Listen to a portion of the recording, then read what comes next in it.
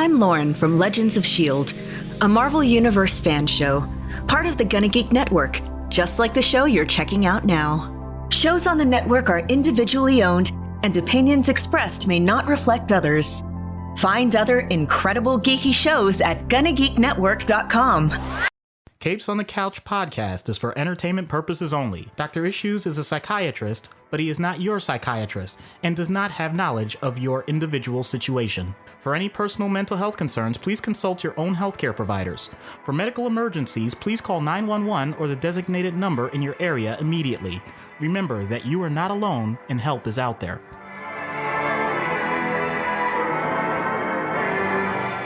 Hello and welcome to Capes on the Couch, where comics get counseling. I'm Anthony Sitko. And I'm Dr. Issues. This is another Creators on the Couch episode. Surprise! I know we were supposed to be doing Bigby Wolf, but then we talked to our good friends Alan and Will, and they said, hey, we've got a Kickstarter launching for Grandma Chainsaw number 3. And I said, well, screw the calendar. We're going to have Alan and Will on back for their 8th appearance on the program. At this point, you guys pretty much have like a, just like a permanent guest spot here on the calendar. Anytime you guys release anything, it's like, all right, let's get A&W Root Beer back on the show. So welcome once again, Alan and Will. How the hell are you guys? Doing great. Man, yeah, we're great. And like always, we are so happy to be here with you guys. Thanks for having us. Yeah. It's always a pleasure to chat with you guys at this point. It's like, bringing friends back. Yeah. Because you're friends. You're not just friends of the show, but I consider you personal friends at this point, even though we've never met in person. I know, you're our best friends that we never hang out with. Exactly. Which makes us the perfect friends. Yeah. Right? Yeah, oh, man. Yeah, and I guess that's how you deduce your relationship with Doc too, because I send you shipments with his stuff in it, and you don't give it to him. Yeah, that's true. That is true. He is my best friend, my brother, and he lives like 20 minutes away from me, and yet we never physically interact. That's mostly because he is hardly ever in his house. That is also true because of my work schedule. Having said that, we are going to be together in about a week or so, right? Yes, that's right. Well, by the time this episode releases, yes, it's going to be right after this episode drops. We are going to be at PoochCon Poconos on Sunday, October 22nd, 11 a.m. We will be doing a panel on Spike Spiegel from Cowboy Bebop, and very excited about that. Still have to finish wrapping up watching it. And I know I've only got about a week left because Netflix is reminding me it's going away as of October 21st. They're pulling the anime version, I assume the live action remake will remain, on the servers, but the anime will, I guess they're not paying for the licensing rights anymore. So I think I just have the 2 episodes left. I literally just have the 2-part finale, and then I downloaded the movie because that's not available anywhere legally. Yar. So I had to find other ways. I could have just given you the movie. I do have that. Okay, well, like I said, I sailed the 7 seas and I managed to find a copy of the movie. So you're in for a good time because the finale and the movie are awesome. Yeah, I've been really enjoying it, and just it's the kind of show where I think I said this I definitely said it in the Discord at least. When I'm watching it on Netflix, when the episode ends, I will exit out of the menu and then go back in to start it over again because I don't want to skip the theme song. Yeah, it is one of the greatest themes in television history, not just anime, television, period. To get that type of, you guys don't understand just how big a compliment that is coming from Anthony. This is true. And I have an extensive collection of television theme songs. And in fact, never mind. I was going to go off on my Angela Lansbury. We're live now. You story. Can't do that. Yeah. I'll fill you in later. I'll tell you the story of Angela Lansbury and how the Murder, She Wrote theme song ruined an evening for me. But that's the ultimate theme song. Actually, we have some number 1 spot. We also have some comments coming in from Jay Burns. Yes, Jay Burns, my dudes. Will loving the girth on the beard, and Alan's arms can still be seen. They're so massive. Hope this channel has enough bandwidth for all this sexy talent. Love it. So we are live streaming this.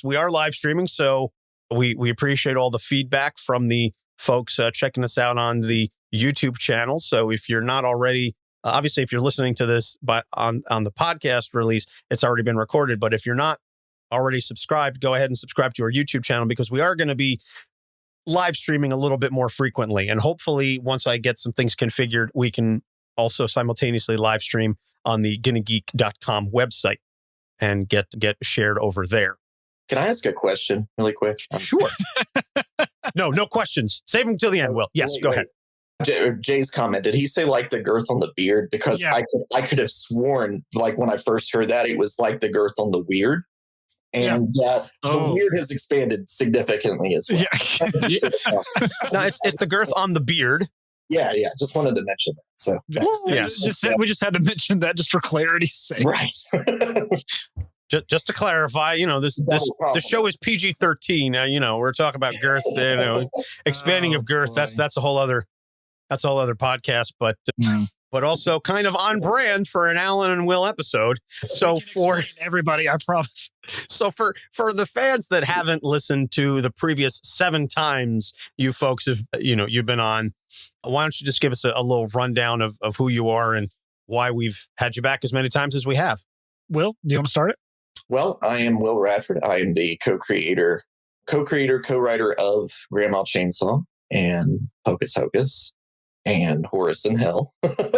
And I'm very, very proud of those. And I can't speak to why you continue to have us back. I mean, it must be, it's insanity. It's the only thing. No, we love this show though. Like, we love coming on talking to you guys. Like, this is always really, really cool. Deep dive into the psychological stuff. Yeah, and I'm Alan Dunford, and that's all the same credentials as Will. And that's it. And that's actually what I was going to say too. I was going to say, I don't know why these madmen keep having us on the show, but hey, here we are, right? Yeah, I gotta admit, I lost my sense of direction with this entire show about, I'd say 2.5 years ago. So the fact that we, you think it's been longer than that, Anthony? I mean, I'd say 3 to 4. All right. That's fair. Just when I start getting into blogging again, that's when you throw that at me. All right. Well, listen, I got to keep you on your toes. So we are here talking about Grandma Chainsaw number 3. The Kickstarter just launched. Mm-hmm. And all of your prior Kickstarters, if I'm not mistaken, and you feel free to correct me if I'm wrong, each one has been more successful than the previous ones. And so what are you doing for this one to help continue that exponential growth? So it's weird, right? Because we absolutely, God, we love so much what we're doing. And I think it shows in the work. The big thing with it too is we're just trying to always put out something consistent as well. Grandma Chainsaw is a weird beast, and we'll get into that here in a little bit.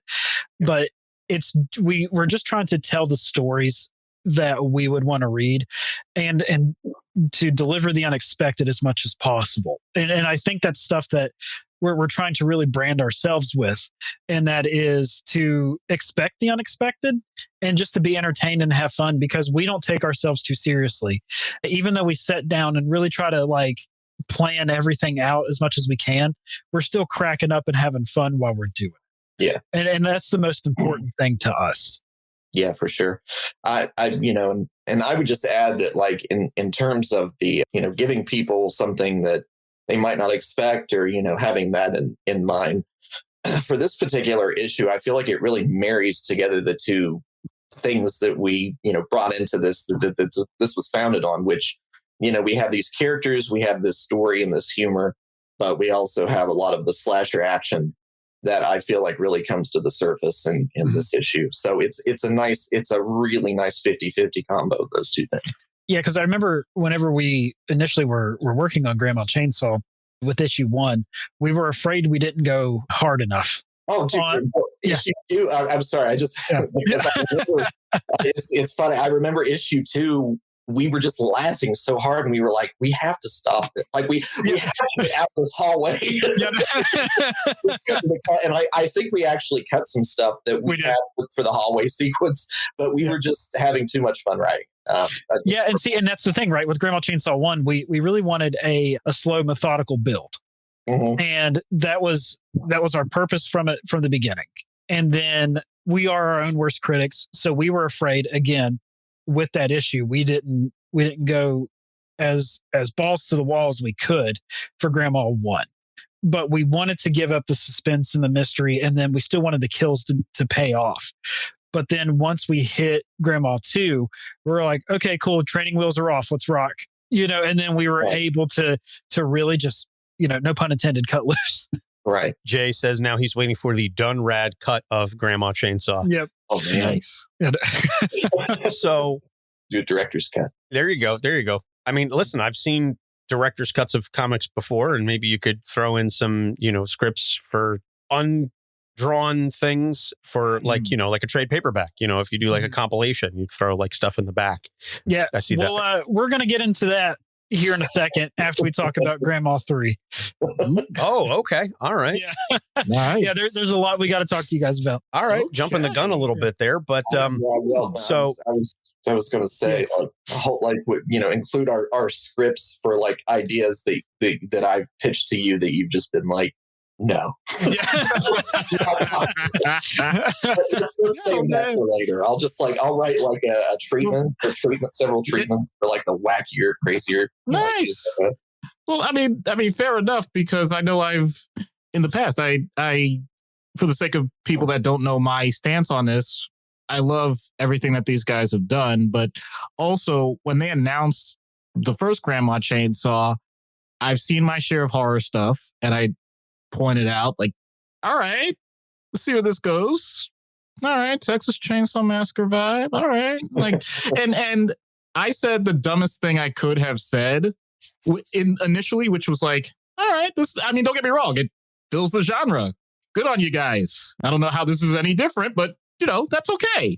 Kind of like that backhanded compliment. Not that I do that. Usually I just slap people across the face, but you guys really did and continue to just push the envelope here. And I am enjoying the wackiness. Just totally reveling.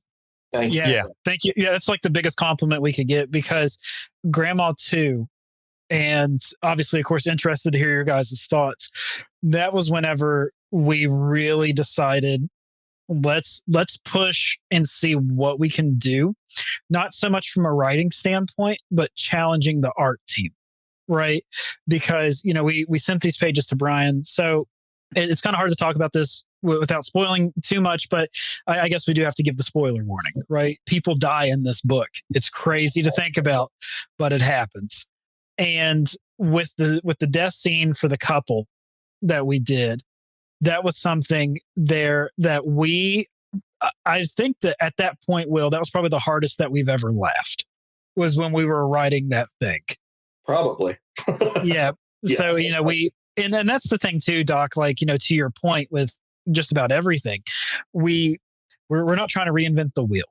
There things are tropes for a reason. And of course, we threw in the trope of the gross couple that no one wants to be around. And they get caught by Hazel making out. And then it's just insanity ensues from there. And we were just having so much fun playing with that. Yes. And that fun in the writing absolutely comes across. And again, I really appreciate the combination of the comedy and the horror, both the katana, the Black Friday sale, like, they're buying samurai swords at the mall. And then you also the Kalata Barada Nick 2. Yeah. I love that. I saw the Kalata Barada and I was like, is it going to be Nick 2 or necktie? Because like it could go either way, depending on what you want to reference. I was thinking maybe you could go for the full Evil Dead there, Army of Darkness. Yes. But yeah, Jay Burns, justice for the Davenport. Poor Davenport. That poor Davenport has been soiled and besotted and yeah. So, and that was something too, that was a joke that Will and I wrote, because we were making fun of, my upbringing, because I was raised with my grandparents. And it's just funny just to make fun of yourself and just to do stupid stuff like that. And just, I don't know, it was just such a fun break for that. And then, it's just, God, I don't know. I love Grandma too. I looked at it again before we got in here, and I sound like, it's eye rolly. Be like, I love my book, but like I really, really do love Grandma Chainsaw #2 because it was just so much friggin' Grandma's got your nose. Yeah, dude. Yeah, it's just stupid like that, right? It's just so much fun. You're right. It is stupid, but it's funny stupid. Yeah. And I can't hate on that because it knows what it is. For me, the problem comes when you have art that is very clearly trying to be pretentious and trying to elevate itself. That you really have to walk a fine line in order to pull off without coming across like you're not smelling your own farts. Right. I love the stuff that is like, yes, it's campy, it's schlocky, it's corny, and we're just going whole hog on it. I can appreciate that because of the self-awareness. And that's the type of stuff that I enjoy, is things that revel in their own awareness. And you two as writers are always so aware of yourselves and your audience and the genres in which you write, whether it's Pocus or Grandma Chainsaw, you're aware of the tropes, you're aware of the setups, and you're aware of the switches that can be made and the twists. And I love that. Thank you. Thanks very much. That means a lot. I mean, I really feel like this one, well, not that everything we do isn't a labor of love, but this one especially, there was just something about it. I mean, like we've had too many ideas, I think, over the years for horror and slasher related things. And we've had a lot of conversations just about different, movies we watch, even, some of the more obscure ones, that kind of thing, that, we've always admired this genre. And so I don't know, it's a labor of love. Yeah, 100%. Yeah. Now, sorry. Okay. Yeah. Keep going. No. Go ahead, Alan.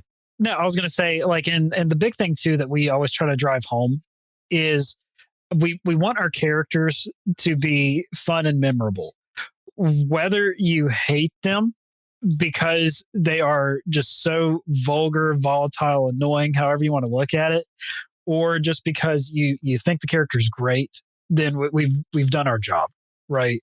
And I think that was one thing that we tried to strive, especially with this, to try to separate ourselves a little bit from some of the stuff, because we wanted each character to be able to stand on their own merits, whether some of those merits are god awful or not. But we wanted them, to have their own life and their own breathing room, and to, anytime they're in a scene, they steal the show, and there's nothing wrong with that. Well, I mean, it's looking at it, it's like with character, anything. I mean, I feel this way, and I feel like Alan probably feels the same. Like there's always, when it comes to building characters and doing that sort of thing and finding their voices and their personalities, like there are endless layers to uncover.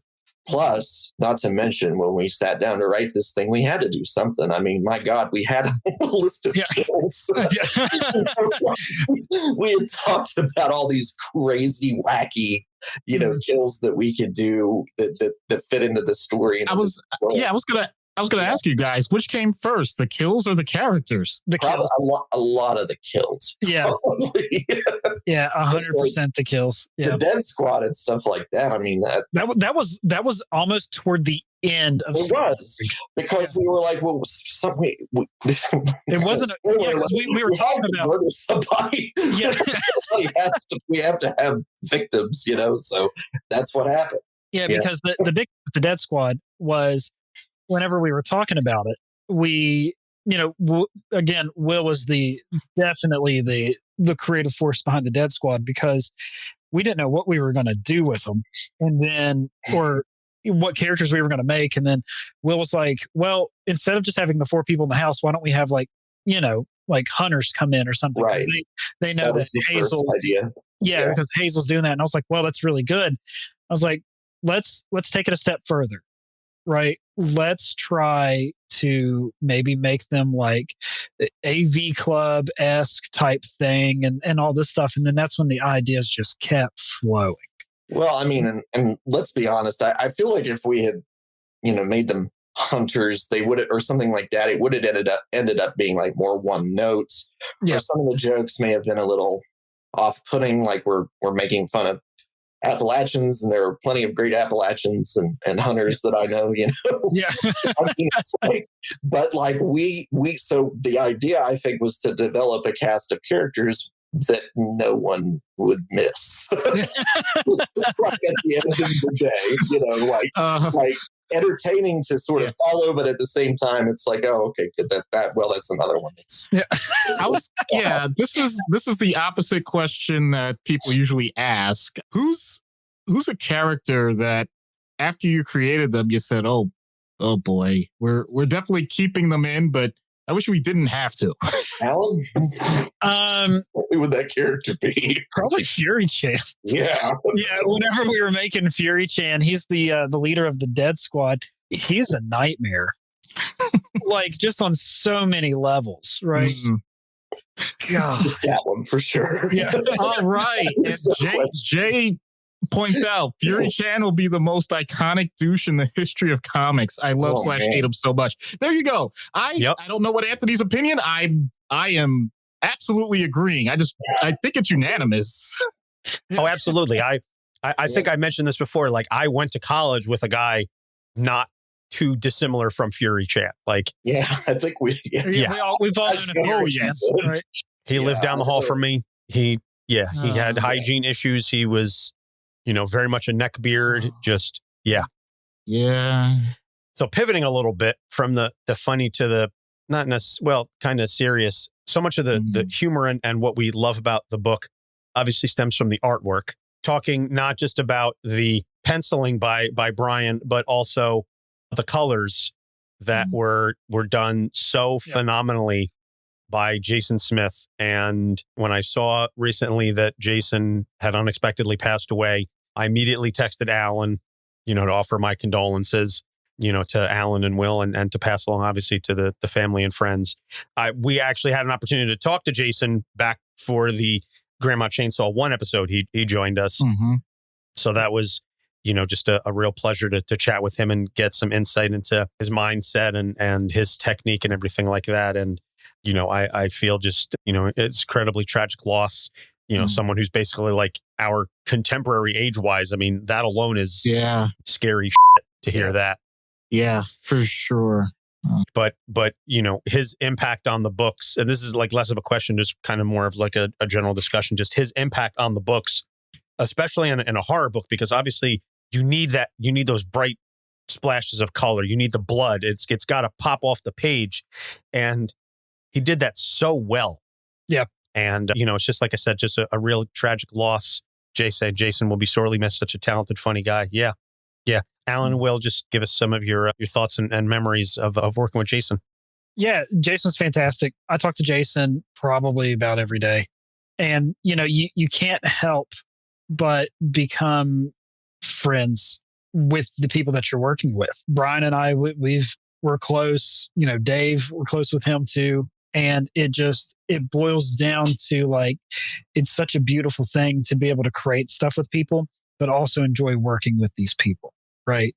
And Jasen was so amazing. And Will and I learned so much from him because, he took us on when we didn't know anybody in this. Right. And if we had to go back and do it all again, I don't think we would have changed anything. Right.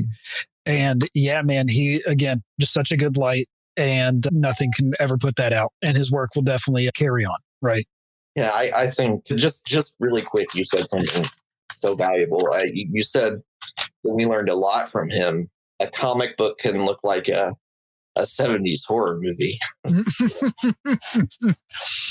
I mean, what can you say? I mean, he was tremendous. Yeah. He was a tremendously talented guy, and like whether it was making the Grandma Chainsaw look like I just said like a 70s horror movie, or colors that popped out of black and white in Hocus Hocus. It was like they functioned as characters themselves. I mean, it's a tremendous loss, and I'm going to miss him.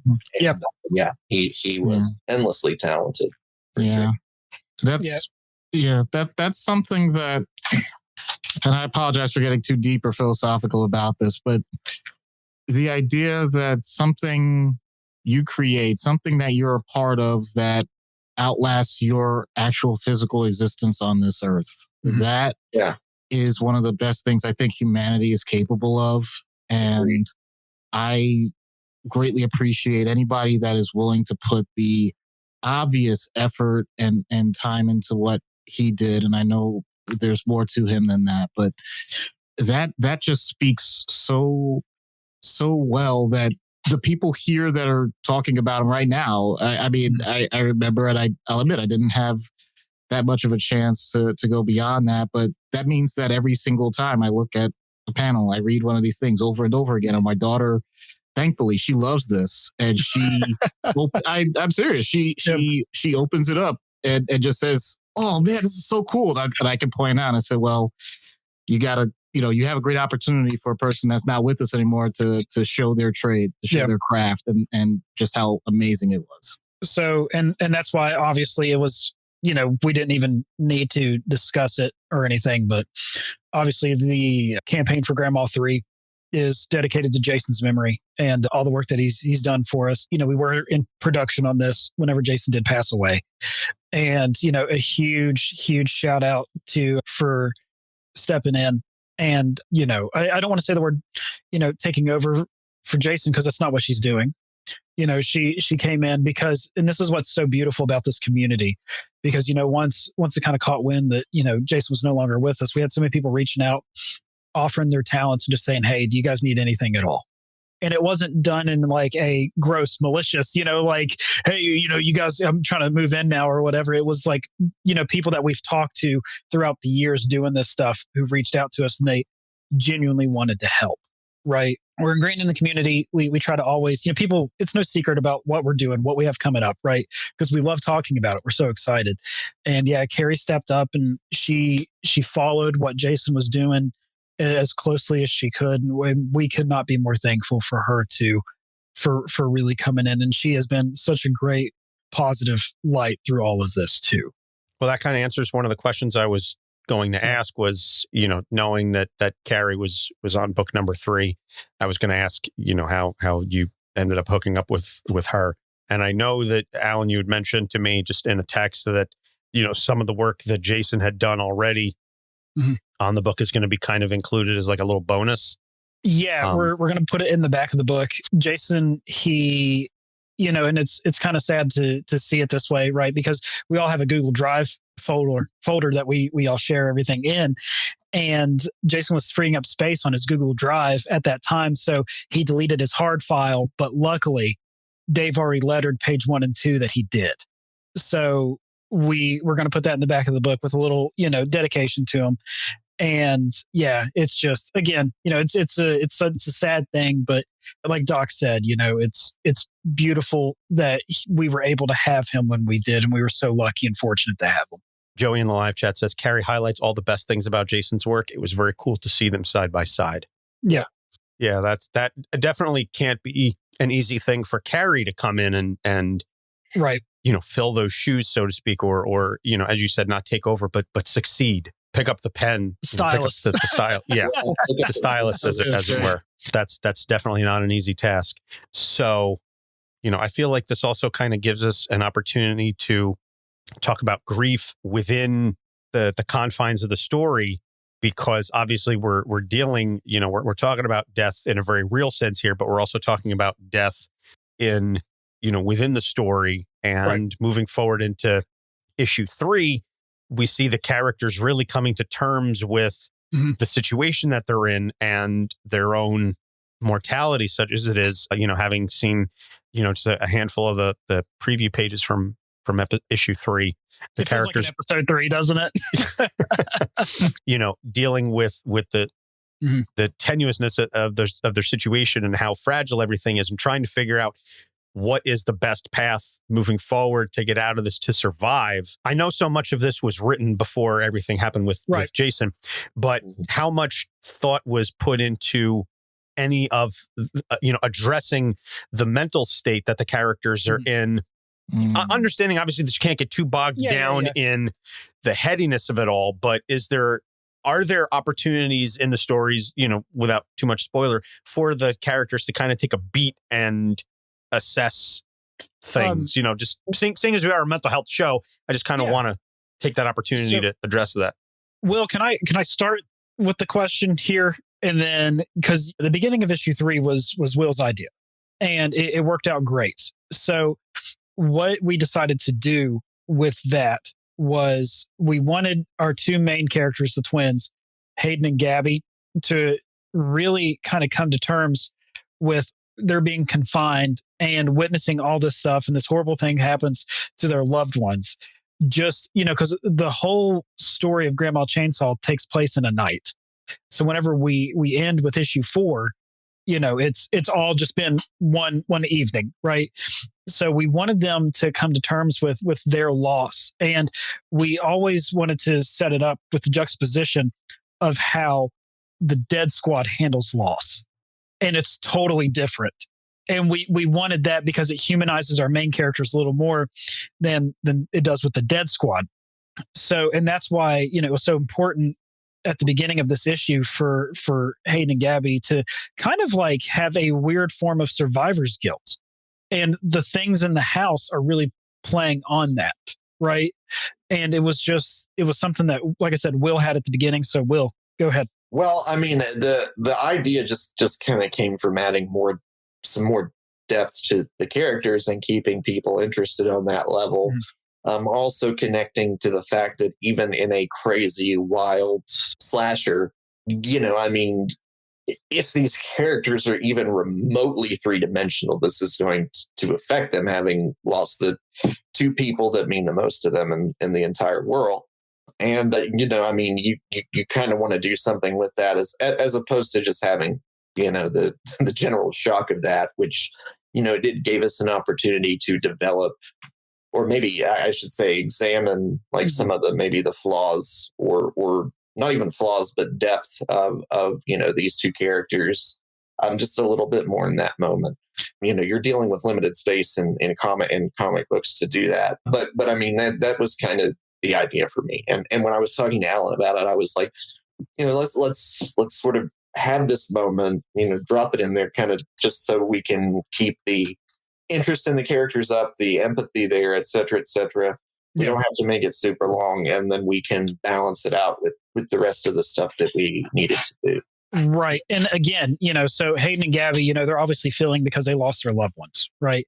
But then we have the Dead Squad who they just don't care about death. And we thought that was actually important for their characters because, it's how they're viewing the whole situation. Right. One of them goes down. They're like, oh, well, I guess I'm about to step up now. Right. It's just like, it's just that I guess their level of empathy is just way down. Yeah. I mean, a part of it is, as campy as it is, there is an actual response that really does justify that. You mentioned next man up. I mean, if people are dying left and right in front of you, then you have 2 choices. Either you die with them or you find a way to stay alive. Mm-hmm. And whatever that is, it's just, it may not make sense. It may sound heartless. It may sound cold and all, but darn it, if you're going to be alive, then, we'll figure out the other stuff later. Yeah. Yeah, it's very much a, survival mechanism at that point to not dwell on it too much. And that's why I said, like, I didn't want them just, okay, I know we're surrounded by all this death, but let's take a moment and think about how we feel about all this. Like, I wasn't looking for that at all. I was just, more, as I said. I mean, don't get me wrong. There are some areas where it gets to the point of being delusional. I mean, if you basically, if you see a lot of supernatural stuff happening in front of you and then, you don't know exactly what's going on. I know my first thought isn't like, oh yeah, I know my compadre's winning for sure. Yeah, that's great. That's that. Nah. Yeah.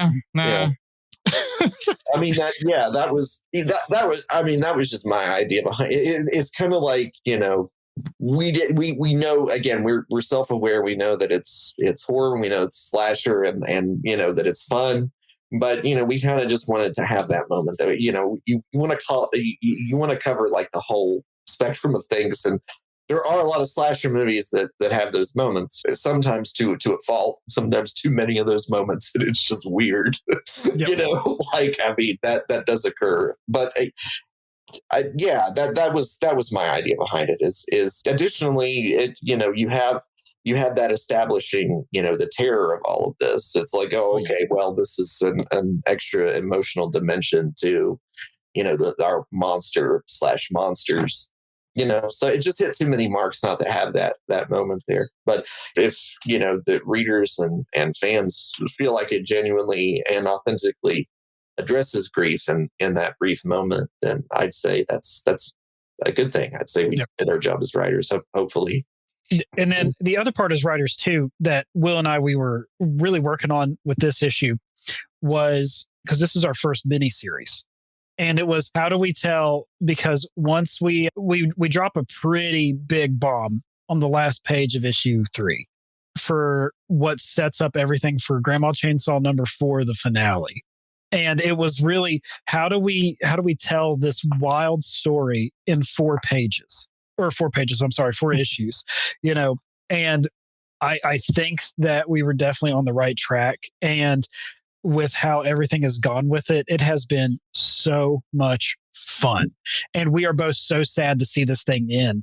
So issue 3 is kind of bittersweet for us right now. I could definitely see that.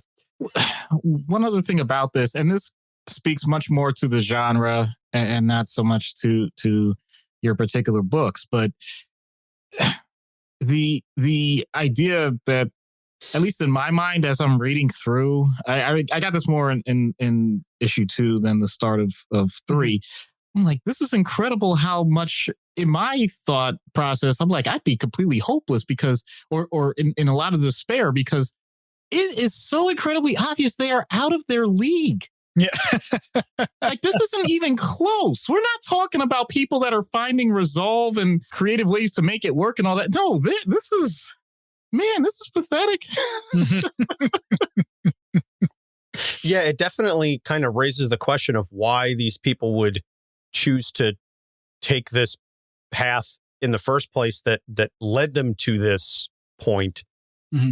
But, it's also the kind of thing you don't want to think about it too much, because then you really start to question so many other things, and then the whole thing unravels. So it's like, okay, a wizard did it, and just move on. Yeah, because that was the first thing we talked about. Like when we had Grandma Chainsaw, the first thing we talked about is, what's the ending? Because we didn't want to just start writing this thing and then just try to figure out an ending. And we think that the ending that we obviously landed with, I think everyone is going to be very happy with it. At least I hope anyway. They could be like, oh, come on. We could get one of those. But I think stuck with us this far, they'll be. Yeah. Yeah. But like, you don't want a Game of Thrones it. Oh, no. That's why we want to end it. Yeah. That's why we want to end it at 4 issues. It's not that abrupt. Yeah.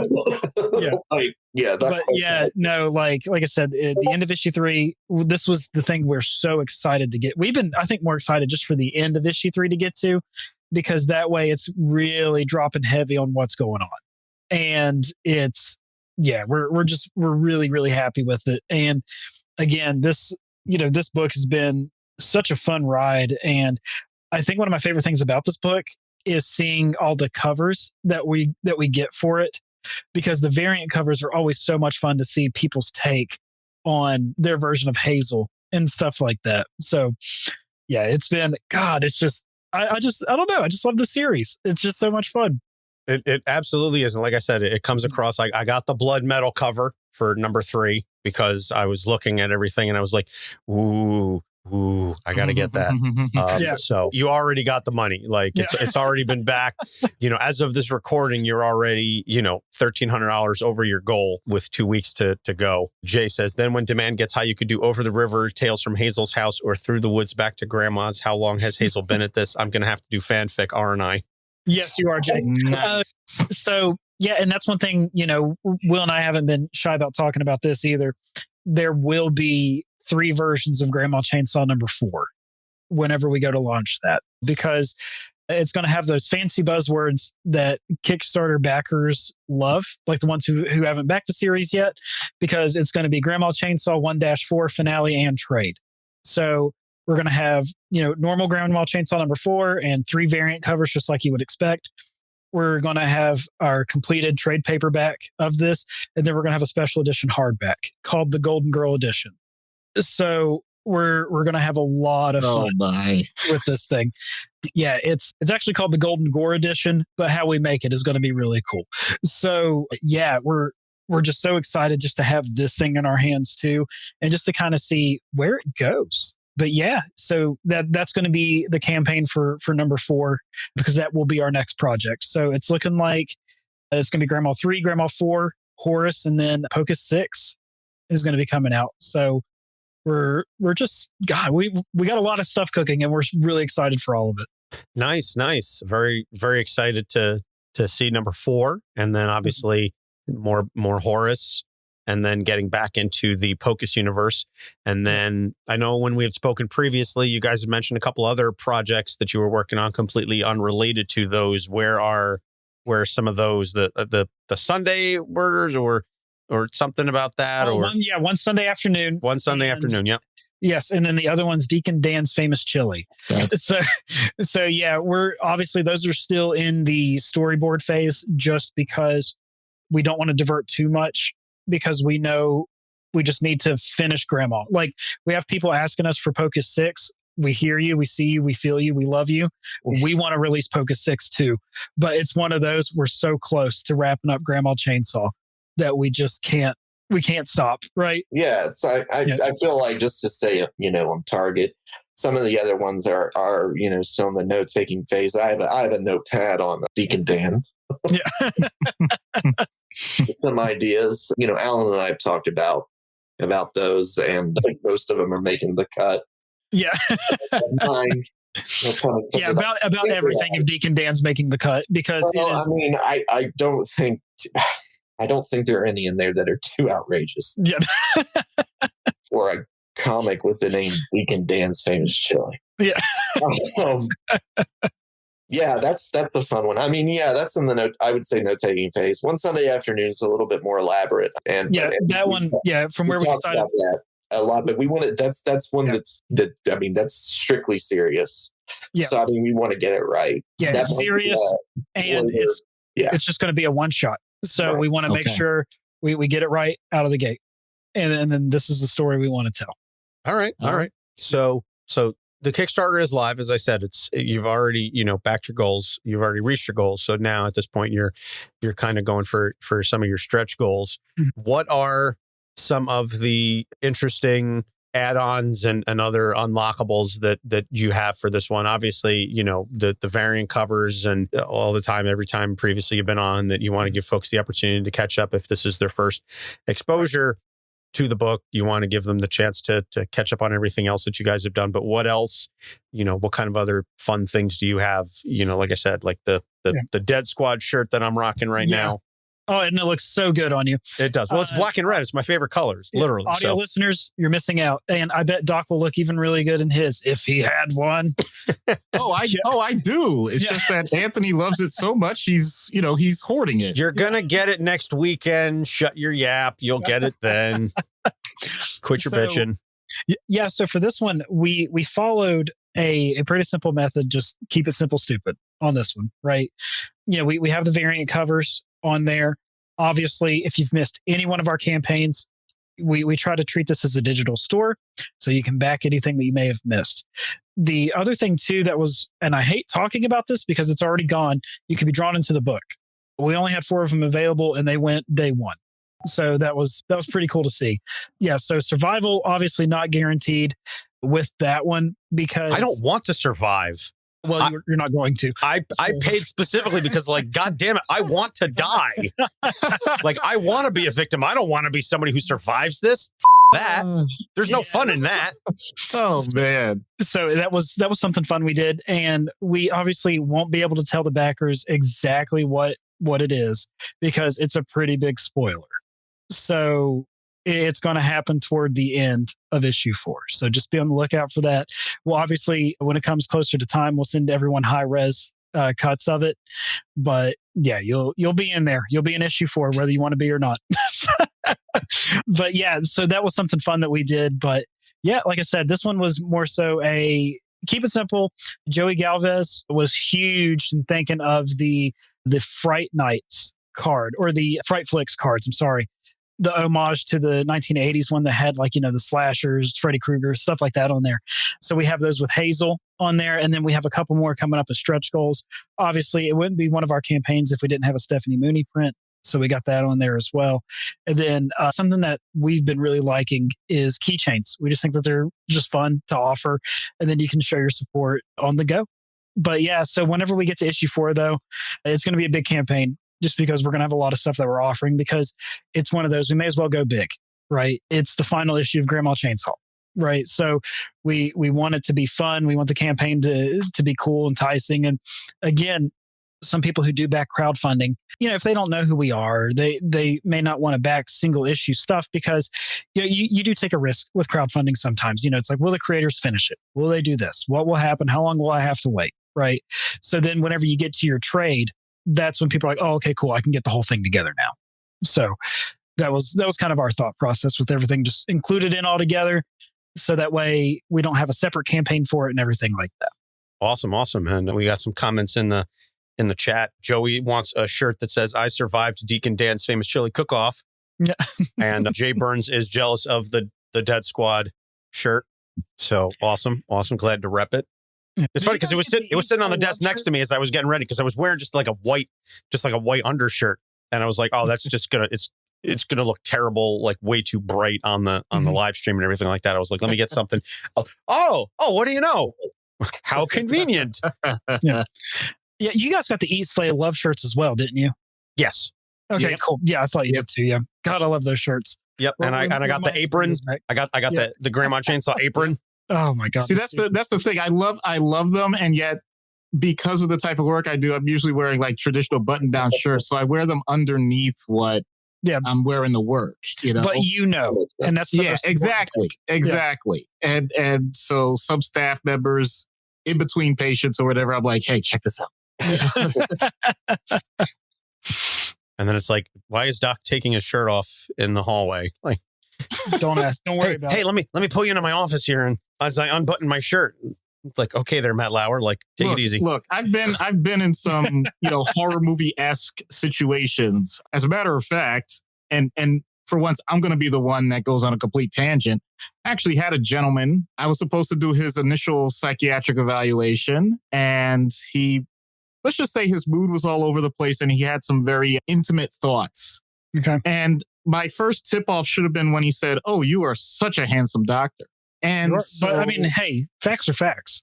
So, well, that's all well and good. But when I go into my office with that person, and the first thing they do is turn the lights off and say, let's have some fun.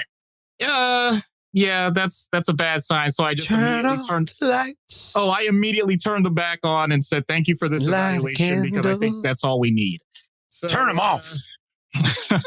Listen to Teddy. There were no chainsaws involved, and the person got the help they needed. Okay. Way to be a spoil sport. I know. Well, that's the difference between my regular life and being in a horror comic. Yep. Fair. I guess that about covers it. I think we stayed fairly on track, all things considered, especially for an Alan and Will episode. We didn't deviate too much from everything. Alan, I told you to stop turning the light out like that. Hey, Doc, listen, he was really professional. He didn't have a HIPAA violation. He was speaking in broad terms, and then you come in here and out my business. And I'm getting this is a text. I'm losing my license. Okay. Yeah. All right. Good. All right. Know. Well, now he's just Mr. Issues moving forward. Well, that's it. That's the end of Doc's tenure on the show. I guess it's just going to be me now, because Doc is going to have to take some time off to address some of the professional issues. So we're going to wrap things up. Gentlemen, pleasure as always. Where can people find you on the internet? yeah, the best place to always follow us, obviously, is our newsletter. And I think one of the things is obviously just follow us on Kickstarter, because you'll be notified whenever we go live or we have a project coming up or anything like that. It's really just it's homogenized that way. And Will's going to talk about this today because it all happened so fast. We're actually working on a website right now. So you'll be able to follow us on there too, because we're working on some on-demand stuff that we can have. Well, I'm on Instagram at willrad82. And if you want to check out any of my film or video work, it's vimeo.com/willrad. Awesome. We'll have links to all that in the show notes so folks can just click it. As Chris from Play Comics always says, it's much easier to click things than to have to type them out. So you can find all of our episodes on our website, capesonthecouch.com. We are on Facebook, Instagram, Twitter, not X, Threads, TikTok, at Capes on the Couch. And you can also find us on YouTube if you're watching the live stream for this episode. As I said, moving forward, we're going to start to live stream a little bit more. We have a Patreon, which Doc and I are going to be doing a little bit more stuff. I actually have some ideas that I've been meaning to text you about, Doc, with some suggestions for November, especially with the Marvels coming out. I had a really good idea, so I'll fill you in on that later.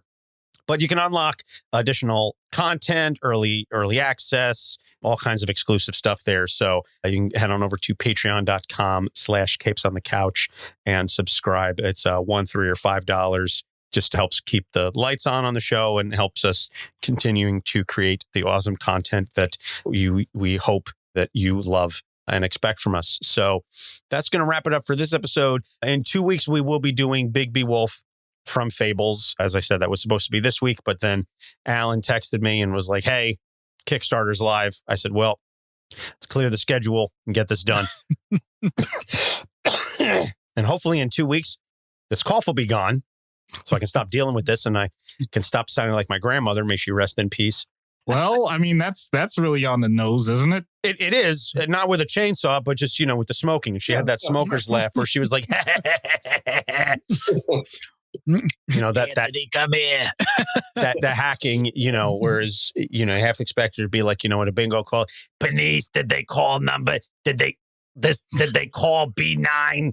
I just have B9. Beneath, I just need B9 to fill out the card.